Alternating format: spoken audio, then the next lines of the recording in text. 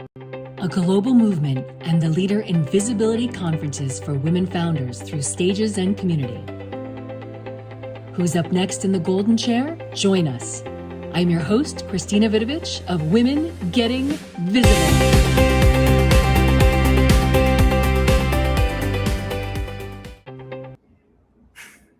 Well, hello, everyone in the world watching us today. Oh, guess what? We got to change out the logos.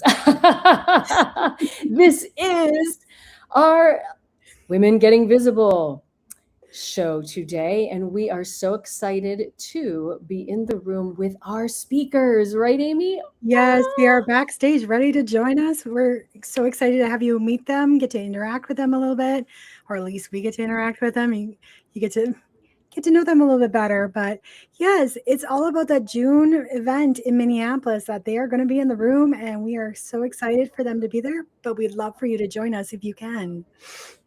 Yes, and it is so amazing. We have 10 other incredible speakers that are going to be joining Amy and I in the room, and it's just 1 week away. Ba, ba, ba.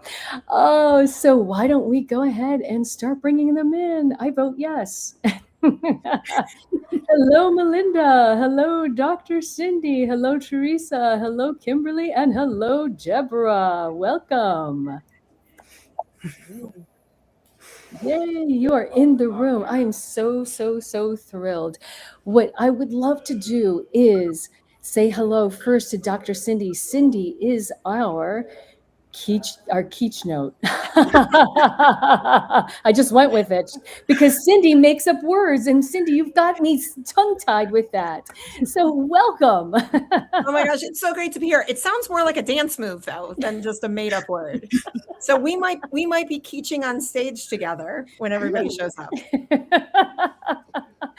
So incredible. And Cindy, you're coming to us from another conference from Nashville, but you are from the Chicago area. I am, yes. South suburbs, the Windy City, amazing, and so excited to be coming to Minneapolis. So it won't be much different. Weather's the same, big tall buildings, lots of shopping. It's all going to be great.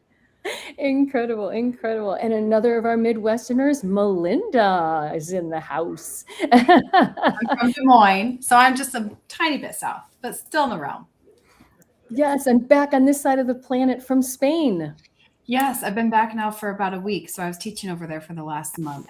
And I've got to say, I miss the beach view, but it does feel nice to be back in the Midwest. Wow, and then we have one of our locals, Teresa, who's going to be in the room. Hi, Teresa. Hi, glad to be here, and especially glad to be at the conference coming up soon. Yay, our master networker.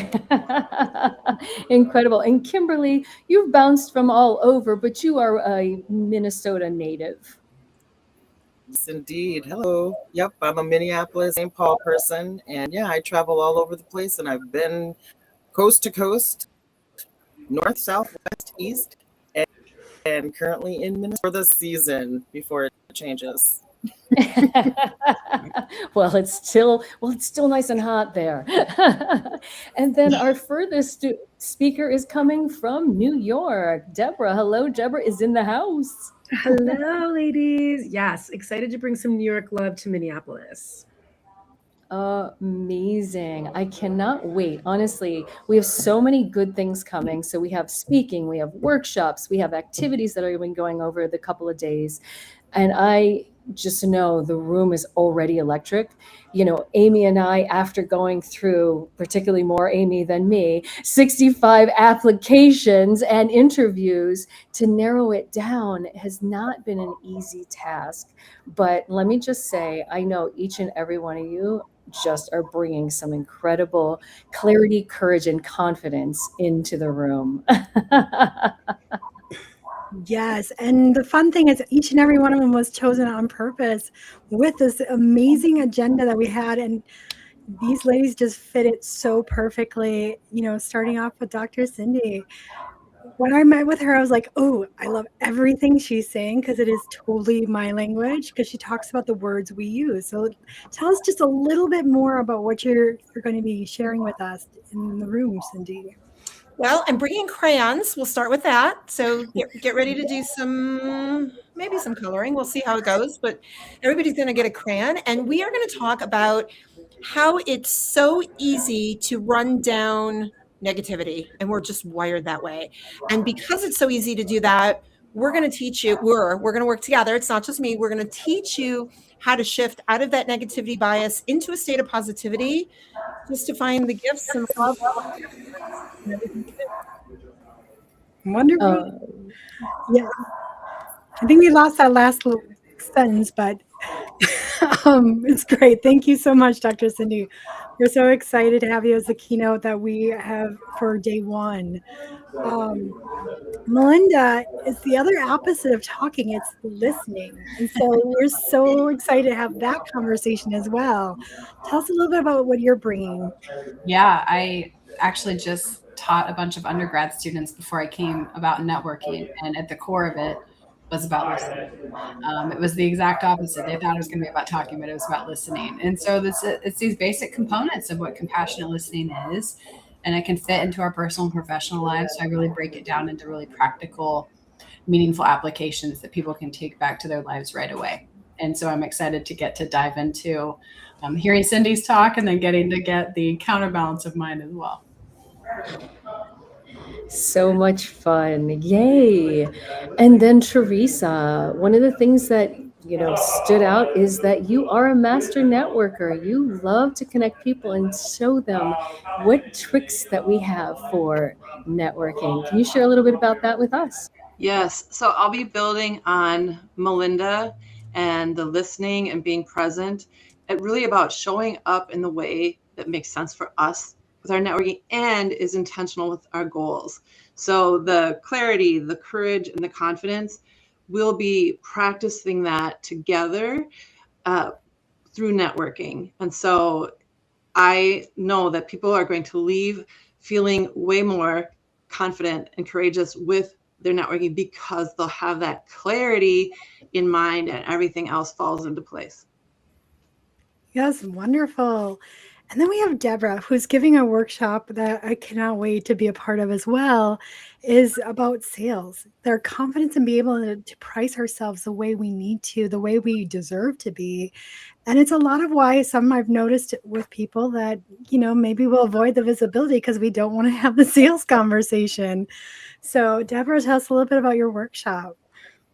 Yeah, thank you. Yeah, I'm excited to talk about more the energetic side of sales. I really believe that so much of what makes sales and sales conversations feel electric, magnetic, and just fluid and easy has to do with it's an inside job. I always say it's inner work. It's really about self-worth, self-value. So we're going to be breaking that out into some exercises that everyone can experience, and it will shift your point of view on the value of your work. Lovely. Well, Christina's on mute, so I'll go. Would you like to come off mute? There you go. As my mouth was moving and nobody could hear me, I said with Deborah, I love sales and sailing. I think both of them are great. Sailing. We can sail together. Oh, I love it. And so much fun too is Kimberly. Kimberly has such a unique story about her past to her present and what she is bringing to the room. So Kimberly, will you share with us? Sure. So I'm bringing in mostly, I should say it's an integrated version of myself, but mostly like my courage to just get into an RV and spend the last 3 years basically in ceremony and recognizing and healing my wounds, I guess you could say, around my life in corporate and then my life growing up. And I just have so many lived experiences that really like beat me up to the point where I was like really not trusting myself. And so I have a really deep trust wound that I worked through, and I'm like, wow. And I couldn't believe how many things actually this related to.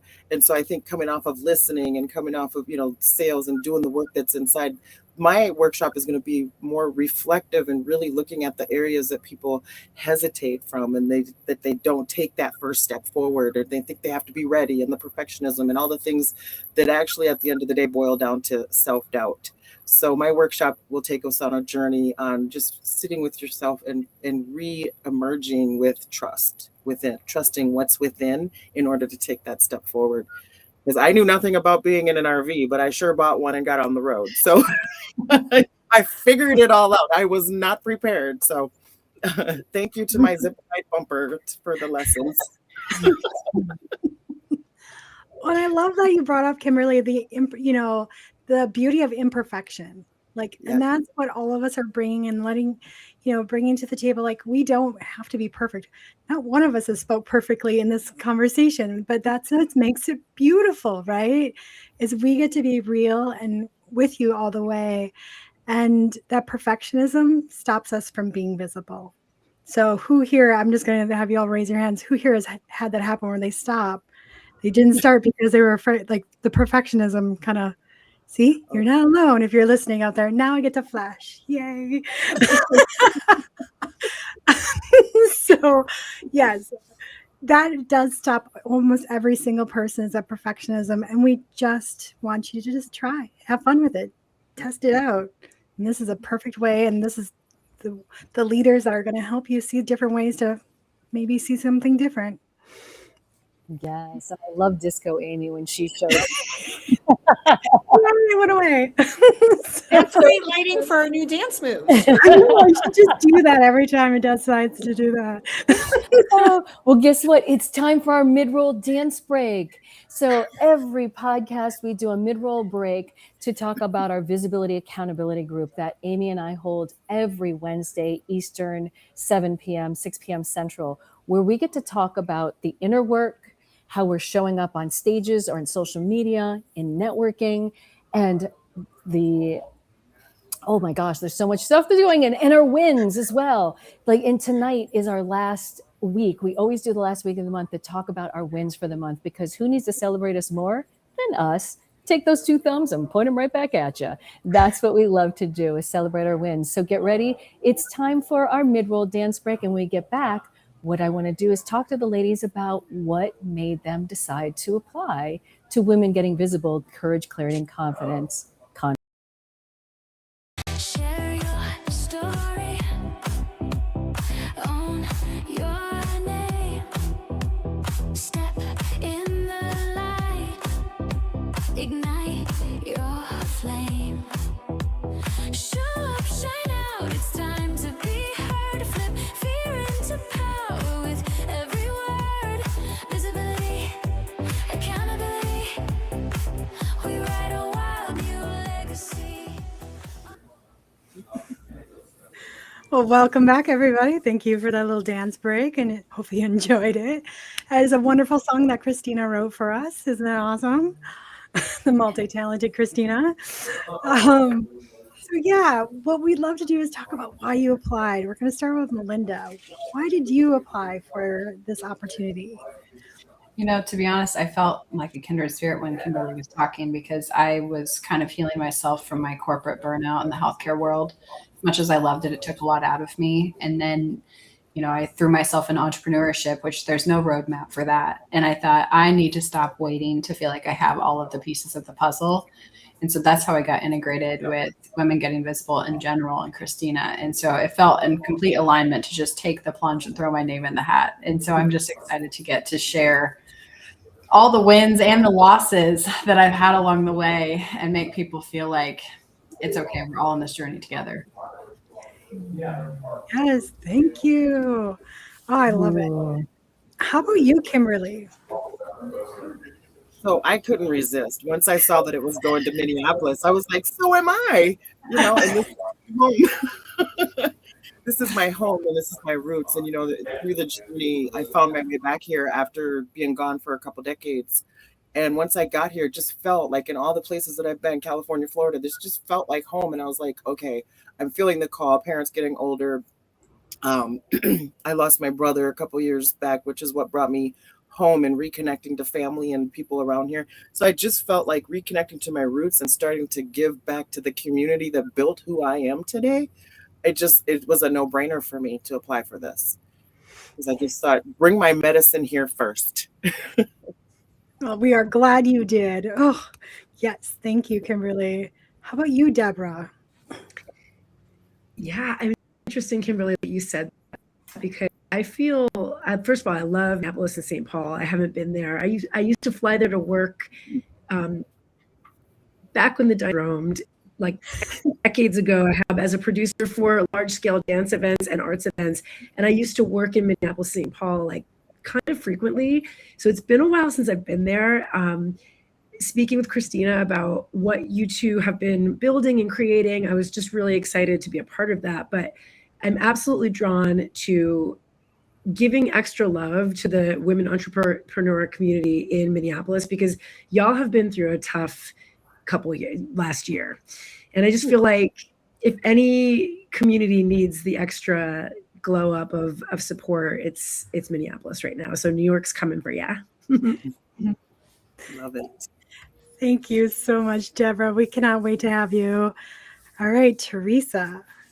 Well, it was another woman named Kimberly, who is Kimberly Julene, a trusted part of my network in Maui. And she forwarded the information about the conference to me and said, this looks like something that would really line up with what you do. And I love creating environments where people make meaningful connections and they really take action on what they learn from big conferences or learning opportunities. And so it fit really well with that interest of being part of community, uplifting each other, to have more visibility. That courage piece, the confidence piece is also important, because I know what it's like to show up at an event or have these intentions of meeting people or speaking up or learning from each other, and then kind of going back to the old ways.